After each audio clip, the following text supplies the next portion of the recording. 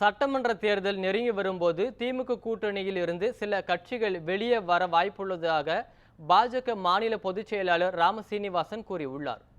National Herald வழக்கு தொடர்பாக மதுரையில் பாஜக மாநில பொதுச் செயலாளர் பேராசிரியர் ராம சீனிவாசன் செய்தியாளர்களுக்கு பேட்டியளித்தார். அப்போது நேஷனல் ஹெரால்டு வழக்கில் சோனியா காந்தி, ராகுல் காந்தி மீது அமலாக்கத்துறை குற்றப்பத்திரிகை தாக்கல் செய்துள்ள நிலையில் அமலாக்கத்துறை விசாரணைக்கு இருவரும் ஒத்துழைப்பு தர வேண்டும் என கூறினார்.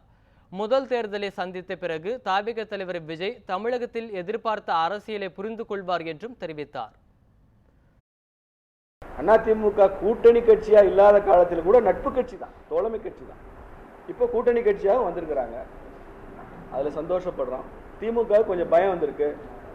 திமுக கூட்டணியிலையும் விரைவில் விரிசல் வரும்னு எதிர்பார்க்குறோம். அப்படி வந்தால் திமுக இன்னும் பலவீனப்படும் ஒரு வாய்ப்பு இருக்கு. அது யார் என்னன்னா இப்போ சொல்ல முடியாது, ஆனால் வாய்ப்பு இருக்கு. நான் ஏற்கனவே என்னோட ஸ்டாண்ட் சொல்லிகிட்டே இருக்கேன்.